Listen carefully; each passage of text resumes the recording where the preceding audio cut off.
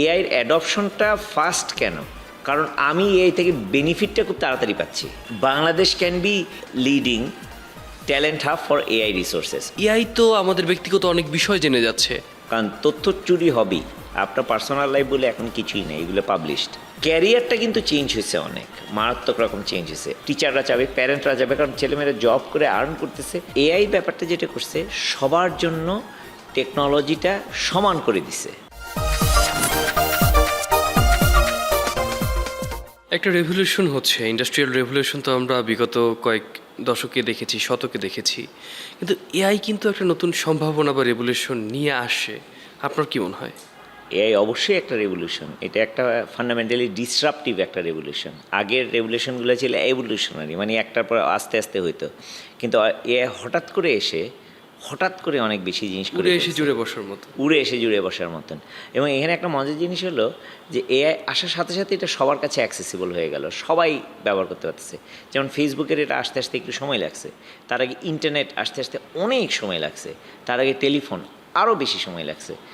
So AI ব্যাপারটা যেটা করছে, সবার জন্য টেকনোলজিটা সমান করে দিছে। সেই কারণে আসলে এআই রেভলিউশনটা বেশি ডিসরাপটিভ, খুব বেশি অ্যাডপটিভ, খুব তাড়াতাড়ি অ্যাডপ্ট করে ফেলছে। এবং আরেকটা জিনিস হচ্ছে যে এটা দৈনন্দিন আমাদের কাজে ব্যবহার করতে পারতেছি। খুব অল্প সময়ের মধ্যেই আমাদের সাথে খুব নিবিড়ভাবে জড়িয়ে গেছে। সঙ্গ দিচ্ছি এখন শুরুতে লগ্ন আছি, এবং আজকে আমরা কথা বলছিলাম এআই রেভলিউশন নিয়ে, বাংলাদেশে আর্টিফিশিয়াল ইন্টেলিজেন্স বা এআই এর সম্ভাবনা নিয়ে।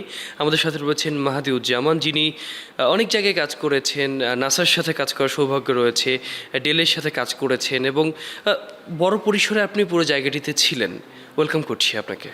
আপনাদেরকেও ধন্যবাদ আজকে আমাকে এই সুযোগটা দেওয়ার জন্য। মানুষ যেমন পরিবেশের সাথে একসাথে মিলে যাচ্ছে, ঠিক একইভাবে আমরা নিজেদের অজান্তে সাবকনসিয়াস মাইন্ডেও তো আমরা দেখা যাচ্ছে দিন শেষে এআই এর সাথে জড়িয়ে যাচ্ছি। এই যে একটা মানে এআইও কি আমাদের পরিবারের একটা সদস্য হয়ে গেল? এটা কিন্তু খুব চমৎকার একটা কথা বলছেন। আমরা যখন টেলিফোন ব্যবহার করতাম, আমি জানি না আপনি জানেন কি না, একটা টেলিফোন করতে বছরের পর বছর লাগতো। ওই টিএনটি টেলিফোনের কথা বলতেছি। তারপরে মোবাইল ফোন আসলো। এই মুহূর্তে যদি আমি দেখি, মোবাইল ফোন আমার সব কিছু বাসায় রেখে গেলেও মোবাইল ফোন বাসায় রেখে যাওয়া কোনোভাবেই সম্ভব না। যে আমি বাসায় রেখে গেলাম মানে মনে হচ্ছে যে আমার একটা হাত হারায় গেছে, আমার একটা জীবনের অংশ হারায় গেছে। তার মানে technology became so part and parcel of our daily life. AI ব্যাপারটা হচ্ছে, কিন্তু মোবাইল ফোনে কিন্তু যখন প্রথম আসছে, এটা কিন্তু অনেক দামি ছিল, এটা খুব সহজ ছিল, যত্ন রাখার একটা বিষয় ছিল। Exactly, it was very costly, এবং এটা অ্যাফোর্ডেবিলিটি ছিল না, অ্যাডপশন ছিল না। এআই আসার ফলে যেটা বললাম না, এটা খুবই অ্যাফোর্ডেবল, কারণ সবার জন্য ফ্রি। তার চেয়ে বেশি কি অ্যাফোর্ড করা যেতে পারে? ফেসবুক কিন্তু এইভাবে আসছে, ফেসবুক হলো সবার জন্য ফ্রি, মানুষ কিন্তু ব্যবহার করা শুরু করছে। কিন্তু আমরা যে প্রত্যেকটা জায়গায় এআই ব্যবহার করছি, পেশাগত জীবন হতে পারে, শেখার ক্ষেত্রে, জানার ক্ষেত্রে, কিন্তু আমার কাছে যেটা মনে হয় আমরা একটা হীনমন্যতায় ভুগি যে আমি এআইকে ব্যবহার করছি, এটা মানুষ কি বলবে, লোকে কি বলবে, এর দক্ষতা কমে যাচ্ছে এআই ব্যবহার করছে। ইভেন আমি এই প্রোগ্রাম সম্পর্কে একটু রিসার্চ করার জন্য যদি এআই এর কাছে যাই, এটা কিন্তু আমি বলতে পারবো না অফেয়ারে যে আমি এআই এর কাছ থেকে একটু তথ্য নিয়েছি, আমি এভাবে কাজ করতে পারি। এই যে একটা হীনমন্যতা, এটাকে আসলে আপনি কীভাবে দেখছেন? আমার মনে হয় যে এটা আমাদের যত তাড়াতাড়ি সম্ভব এটা থেকে মুভ করে যেতে হবে, সরে যেতে হবে, ফ্লোস থেকে বের হয়ে আসতে হবে। Exactly, you can't stay on that one. কারণ আমি তো একে টুল হিসেবে ব্যবহার করতেছি, কেন আমি এটা বলতে পারবো না? বলতে না পারার কয়েকটা কারণ আছে। এটা বললে আরেকজনে খারাপ মনে করবে, এইটাই যদি একটা কারণ হয়, সেটা হলো সবচেয়ে খারাপ কারণ। কারণ এইটা বললে আরেকজন খারাপ মনে করবে, that's not the fact or reality or anything like that, that's the norm, অথবা এটা একটা আমার মেন্টাল মডেল এর মধ্যে আছে। তার মানে মডেল থেকে, মেন্টাল মডেল থেকে বের হয়ে আসতে হবে। 2 নম্বরে একটা জিনিস আছে যে এটা আসলেই আমার কিছু খারাপ কাজ করতেছে, that is the real problem. যদি চ্যালেঞ্জিং হয় যে আমি কোনো উদ্দেশ্যগতভাবে এই জিনিসটা নেওয়ার চেষ্টা করতেছি, তো তখন হবে কি যে আমি ডাটাটাকে ম্যানিপুলেট করতেছি, যে আমি যেটা চাই, এটা বায়াস বলি আমরা, এআই টার্মে বলে বায়াস অ্যান্ড হ্যালুসিনেশন, এই দুইটা টার্ম খুব অনেক টেকনিক্যালি ব্যবহার করা হয়। আমি এআইকে এমনভাবে প্রম্পট দিব, মানে প্রশ্ন করব, যাতে আমি যেটা চাই উত্তরটা সেটা দেয়। আমরা কিন্তু এটা সবসময় বলি, যখন একটা আসামি কাঠগড়ায় দাঁড়ায়, এই প্রশ্ন করার উপরেই ডিপেন্ড করে রায়টা কোন দিকে যাবে। আমি কিভাবে নিয়ন্ত্রণ করব সেইটা, এবং নিঃসন্দেহে বাংলাদেশেও আসলে অনেক সম্ভাবনা আছে, সেই সব কথাগুলো শুনতে চাই। তবে একটা বিরতি অপেক্ষা করছে দর্শক, একটা বিরতিতে যাচ্ছি, ফিরছি শিগগির। আপনি সম্ভাবনার কথা বলছিলেন, আমি লোভ সামলাতে পারছি না। কিছুক্ষণ আগে বলছিলেন যে আমরা আসলে নিজের অজান্তে এআই এর সাথে মিশে গেছি, সেটার সাথে আমরা শিখেও গেছি, আমরা দক্ষ হয়েছি, কিন্তু আমি নিজেও জানি না যে আমি কাজগুলো পারি। এই যে স্কিলগুলো, মানে বাংলাদেশে তো হিউজ একটা জনশক্তি আছে, জনবলের অভাব বলা হয়, আমরা কি কোনোভাবে নিজের অজান্তেই জনশক্তিতে পরিণত হচ্ছে কিনা? আমরা তো অবশ্যই একটা বাংলাদেশের কয়েকটা জিনিস আমি বলি, যে 3টা জিনিস আমার কাছে মনে হয়। বাংলাদেশের ইউথ পপুলেশনটা অনেক বড় পৃথিবীর অনেক দেশের তুলনায়। যেমন জাপান থেকে বাংলাদেশের পপুলেশন মানুষ নিতে চায়, কারণ ইউথ পপুলেশন বেশি, ওদের এইজ পপুলেশনটা অনেক বেশি। 2, বাংলাদেশের পপুলেশনটা ডিজিটাল স্যাভি, মানে ডিজিটালি কাজ করতে পছন্দ করে, ক্রেভিংটা বেশি কাজ করে। অনেক ক্রেভিংটা, যেমন ফেসবুক, টিকটক, এগুলো দিয়ে কিন্তু প্রচুর পরিমাণ কাজ করে। টেক এবং টেক ডেভেলপমেন্টের ক্ষেত্রে ফ্রিল্যান্সিং, এগুলোতে অনেক কাজ করতেছে অনেক বাংলাদেশিরা। 3 নম্বর জিনিসটা হলো যে আমাদের অ্যাডপশনটা অনেক তাড়াতাড়ি, যে আমাদের একদম গ্রামে গ্রামে মানুষজন টেকনোলজি, একদম রুরাল এরিয়াতে, তার মানে আমাদের লেয়ার বাই লেয়ার এটা আছে। সো এইটা হওয়ার ফলে এআই যেহেতু ডেমোক্রেটাইজ, খুব তাড়াতাড়ি সবাই ইউজ করতে পারতেছে, ফ্রি ইউজ করতে পারতেছে, সুতরাং এই অ্যাডপশনটা খুব তাড়াতাড়ি হবে। সো আমার মতে Bangladesh can be the leading talent hub for AI resources, মানে পৃথিবীর 1 নাম্বার এআই রিসোর্সের ট্যালেন্ট হাব হতে পারে। It can surpass all other countries, কারণ আমাদের একটা বিশাল পপুলেশন আছে। এই পপুলেশন ডিভিডেন্ডের কথা বলি, কিন্তু this gives a tremendous opportunity right now to take advantage of it. নিঃসন্দেহে তাই। এবং এই যে সম্ভাবনার কথা বলছেন, তো প্রত্যেকটা দেশের স্ট্রাকচারাল যে জায়গাগুলো থাকে, আমি যদি একাডেমিক জায়গাগুলো বলি, যে আমরা দেখা যায় যে আমি নির্দিষ্ট একটা সাবজেক্ট নিয়ে পড়ছি, এটা নিয়ে পড়তেই আমার দেখা যাচ্ছে জীবনের একটা বড় অংশ পার হয়ে যাচ্ছে। এই যে সময়ের সাথে পিছিয়ে পড়া, আবার আমি যদি আপনার কথা বলি, আপনি নিজেও তো, আমরা যারা জেনজি রয়েছে বা জেনারেশন আলফা রয়েছে, আপনারা তো বেশ আগের জেনারেশন, কিন্তু আপনারাও তো এই সময়ের সাথে চলছেন। না, আপনি কিভাবে চলছেন, বা আমাদের আসলে পিছিয়ে পড়ার জায়গাটা কোন জায়গায়? এডুকেশন সিস্টেমটা হলো একটা সিকোয়েন্সিয়াল সিস্টেম, পৃথিবী সব দেশেই। ক্লাস 1-এ পড়বো, তারপরে 2-তে, তারপরে 3-তে, তারপরে 4-এ, তারপরে 5-এ, এরকম এডুকেশন সিস্টেমটা। আরেকটা হলো, এটা হলো আমি একটা জিনিস শিখবো, এতদিন যাবৎ শিখবো, মানে আমরা 1 সেমিস্টার 14 সপ্তাহ যাবৎ শিখবো, প্রতি সপ্তাহে আমার 2 ঘন্টা করে আমার সময় দিতে হবে। সো এইখানে একটা স্ট্রাকচার আছে, একটা ফ্রেমওয়ার্ক আছে। এই ফ্রেমওয়ার্কটা ব্রেক করা খুব কঠিন, কারণ এইটা হয়েছে এডুকেশন সিস্টেমটা ইউনিভার্সাল হইতে হয়। কারিকুলামটা it could be a taboo, but I would say it's a legacy, মানে এটা খুব ভালো রকম একটা লেগেসি হয়ে গেছে। But you can say as a taboo because of the fact that আমরা এটারে ধরে নিচ্ছি, এইটাই আমার ট্রেডিশন, এইটাই আমার, এইভাবেই করতেই হবে। কিন্তু আসলে নট নেসেসারিলি, কারণ অনেকে এডুকেশন সিস্টেম চেঞ্জ করে। আমরা দেখছি পৃথিবীর অনেকগুলো দেশ, সুইডেন, সিঙ্গাপুর, এইসব জায়গাতে যদি আমরা দেখি, যেগুলো ভেরি হাইলি রেটেড এডুকেশন আছে, তারা কিন্তু পরীক্ষার সিস্টেমটাই উঠে দিছে। 12 বছর 16 বছর পড়াশোনা করতেছি, আমি যেটা শিখতেছি, আমি এখনও জানি না যে কোন স্কিলটা আমার দরকার হবে আমার, এবং যে স্কিলটা আমি শিখতেছি সেটা বাই দ্য টাইম আমি বের হব কমপ্লিটলি অবসলিট হয়ে যাবে। সুতরাং এডুকেশন সিস্টেম যেভাবে স্ট্রাকচার করা, যে আমার কোনো স্কিল আমি এডুকেশন সিস্টেম থেকে শিখতে পারবো না, আমি একটা নলেজ বেস শিখবো, আমি একটা নিজেকে থিওরিটিক্যালি কিছু নলেজ নিচ্ছি, থিওরিটিক্যালি শিখবো, এবং আমি যাতে স্কিল শিখতে পারি এরকম করে আমাকে বানিয়ে দিবে। সো এই কারণে এডুকেশনটা যদি আমরা ধরি, দ্যাটস ওকে। স্কিলের কথা আসি, স্কিলটা যদি আমি শিখতে চাই, স্কিল কিন্তু নিজের ইচ্ছায় শিখতে হবে, নিজের প্যাশন থেকে শিখতে হবে। তাহলে কিন্তু স্কিলের সিস্টেমটা কিন্তু বানিয়ে দিছে। স্কুল সিস্টেমে আমরা যদি দেখি, এমআইটি থেকে বানানো আছে, খান একাডেমি থেকে বানানো আছে। স্কিল আমার একটা দরকার, বায়োলজি দরকার, সোশ্যাল সায়েন্স দরকার, ম্যাথ দরকার, ইংলিশ, সব কিছুই কিন্তু আমি খান একাডেমি থেকে ছোট্ট একটা জায়গায় নিয়ে শিখতে পারছি, ইউটিউব থেকে শিখতে পারতেছি, ইউডেমি থেকে শিখতে পারছি, টেক সেক্টরে। আমাদের দেশে কীভাবে পাচ্ছে, আমি যদি একটা এক্সপিরিয়েন্সের কথা বলি, আমরা যারা মাধ্যমিক বা উচ্চ মাধ্যমিক পর্যায়ে, কিন্তু আমাদের প্র্যাকটিক্যাল একটা পরীক্ষা থাকে। হ্যাঁ, এবং আই থিঙ্ক অনেকে আছে হচ্ছে হায়ার করে করে প্র্যাকটিক্যাল আঁকিয়ে এবং লিখে নেয়। ইভেন আমি নিজেও জানি না যে আমি প্র্যাকটিক্যাল আসলে কী করেছিলাম। এই যে একটা বিষয়, এইটা আসলে কোনোভাবে একটা ভোগান্তির কারণ কিনা, বা আমাদের পিছিয়ে থাকার কোনো একটা কারণ কিনা? এগেইন, কারণ এডুকেশন সিস্টেম তো একটা লেগেসি সিস্টেম, এটা যারা চেঞ্জ করবে তারাও লেগেসি টাইপের মানুষ। কারণ তারা কেন চেঞ্জ করে না, কারণ এটা তো ইউনিভার্সাল হইতে হবে। আমি যদি এটা করি, সেটা এইটার একটা আমার একটা ওপিনিয়ন আছে যে এখন আমরা ট্রেডিশনালি 1 to many এডুকেশন, একজন টিচার 20 জনকে শেখাচ্ছে, কিন্তু যে একরকম করে শেখাচ্ছে, একভাবে শেখাচ্ছে, কিন্তু ওই 20 জনের কিন্তু অ্যাবজর্পশন ক্ষমতা ডিফারেন্ট, Same না। তারা কিন্তু কোনোভাবেই একটা শিখতে পারে। তার মানে এই যে টিচারের ইনএফিশিয়েন্ট ডেলিভারি মেকানিজমটা, সেটা কিন্তু কীভাবে চেঞ্জ করব, প্রত্যেকের জন্য আলাদা পার্সোনালাইজড হইতে হবে। সেটা কিভাবে, কিছু বেসিক আছে, এটা সবার জন্য সমান, কিন্তু তারপরে যে কম্পোনেন্টগুলো আছে এক একজন এক এক রেটে এক একভাবে শিখবে। কেউ স্লো শিখবে, কেউ তাড়াতাড়ি শিখবে, কেউ ভিজুয়াল লার্নার, কেউ হলো অডিটরি লার্নার, কেউ হলো শুনে শিখবে, লিখে শিখবে, এই টাইপের। সো এই জিনিসগুলো তো আমাদের বুঝতে হবে, মানে আমার ওই পার্সোনালিটিটা বুঝতে হবে যে ইন্ডিভিজুয়াল কেমন শিখবে। এই ডিজাইনে কি এআই কোনোভাবে হেল্প করে কিনা? এই ডিজাইনে এক মারাত্মকভাবে হেল্প করতে পারে, কারণ এইটা করার জন্য যে আগে যত বিশাল টুল, বিশাল ইনভেস্টমেন্ট, অনেক কিছু দরকার লাগতো। আমি খালি এআইকে 5টা প্রশ্ন করলেই বলতে পারি আমার পার্সোনালিটিটা কী। আমার পার্সোনালিটিটা যখন আমি জানবো, আমি একজন ইন্ট্রোভার্ট পারসন, আমি একজন ভিজুয়াল লার্নার, আমি একটা এমন একটা ফ্যামিলি থেকে আসছি যার পক্ষে অনেক কিছু অ্যাফোর্ড করা সম্ভব না, এবং আমি থাকি হলো একটা রুরাল এরিয়াতে যেখানে পাওয়ার, ইলেকট্রিসিটি, ইন্টারনেট এইটার কিছু গ্যাপ আছে।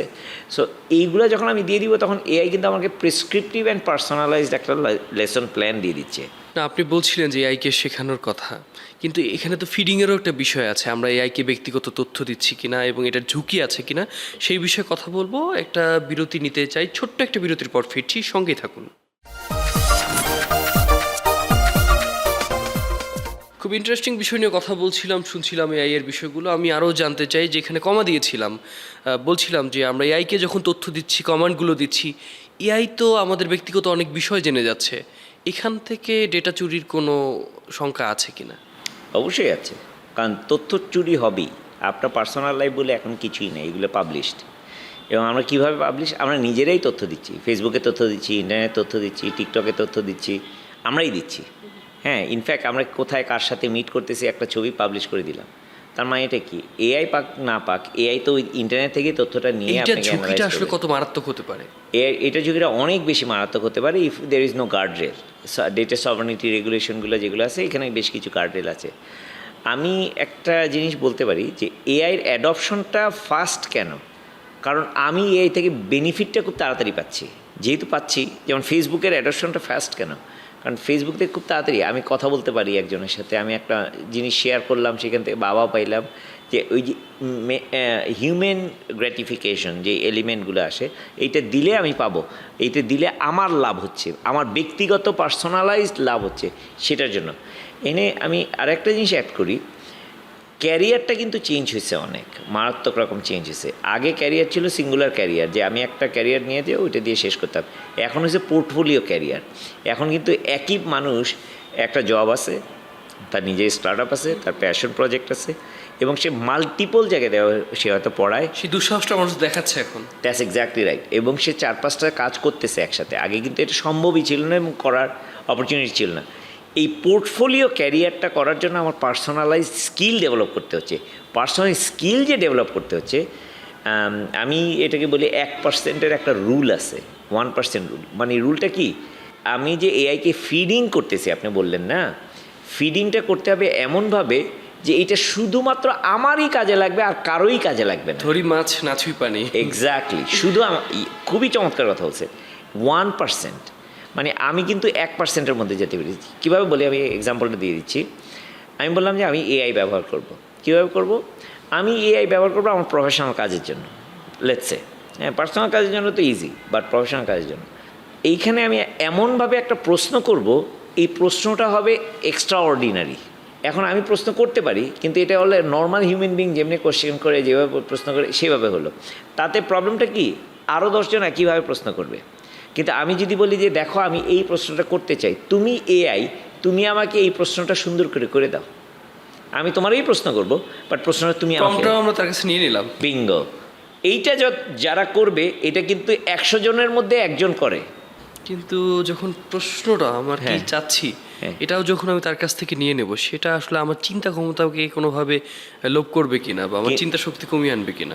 It's reverse, other way round. কারণ এটা প্রশ্নটা এত কম্প্রিহেন্সিভ হবে যেটা আমি চিন্তাই করি নাই। চিন্তা লোপ পাওয়ার কথা না, চিন্তা শক্তি এক্সপ্যান্ড করার কথা, আরো জানা হলো, আরও জানা হলো। এইবার এটা হলো 1%, তার মানে 100 জনের জন্য একজন এইটা কাজটা করতেছে।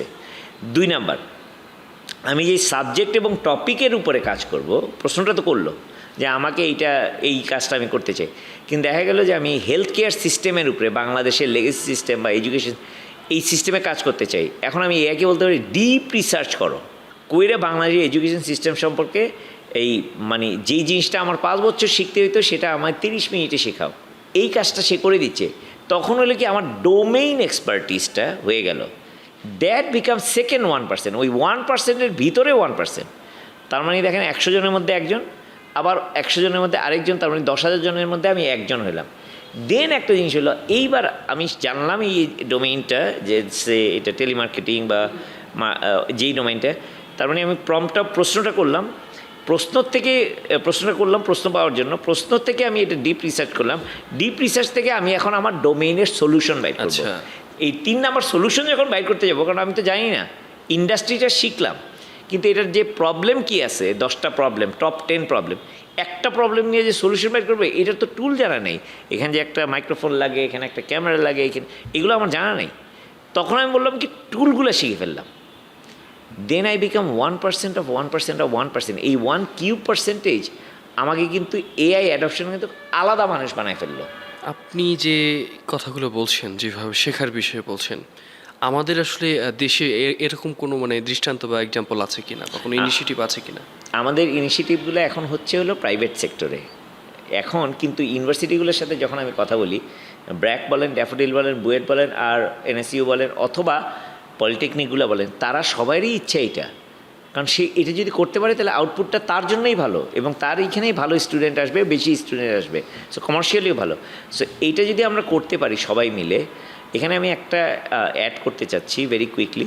প্রবাসী বাংলাদেশি যারা আছে তারা কিন্তু খুব বড় বড় জায়গাতে আছে, তারা যদি আমাদেরকে একটু হেল্প করতে পারে, কারণ এখানে বাংলাদেশ থেকে যখন বের হয়ে যায় একজন, বুয়েট থেকে তো বেশিরভাগ ছেলেমেয়ে চলে যায়, তারা কিন্তু বড় বড় ইউনিভার্সিটিতে পিএইচডি করতেছে, বড় বড় কোম্পানিতে চাকরি করতেছে, এবং অন্য যারা আছে এখান থেকে যে ব্রেইন ড্রেইনের কথা বলি চলে যায়, তাদের কন্ট্রিবিউশনটা যদি আমরা ফেরত নিয়ে আসি, ওই অল্প একটু ক্যাটালিস্ট, তাহলে কিন্তু আমাদের মানুষগুলোকে কমপ্লিটলি ডিফারেন্ট বানাবে, এবং that gives us Bangladesh to be the hub, talent hub for AI resource. তার মানে বৈদ্যুতিক মুদ্রা বা রেমিটেন্সের থেকে হচ্ছে আমাদের মাথার ব্রেইনটা বেশি জরুরি, নলেজ ইকোনমি, তাই না? স্কিলগুলো দরকার। That's exact.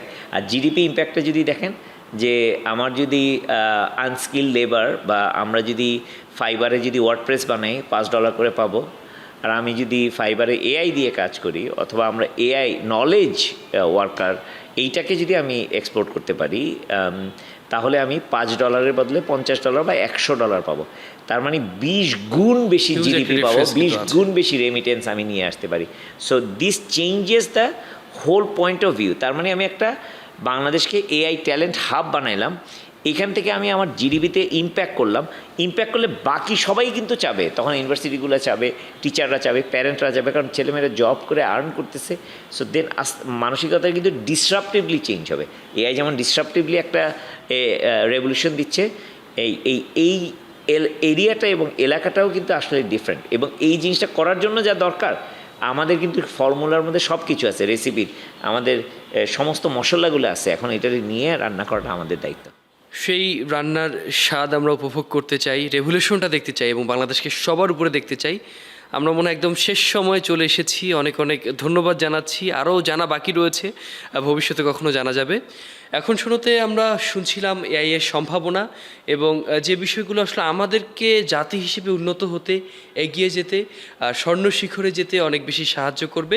সেই সুন্দর দিনের অপেক্ষায় আমরা আছি। আজকের মতো শেষ করছি। খোদা হাফেজ।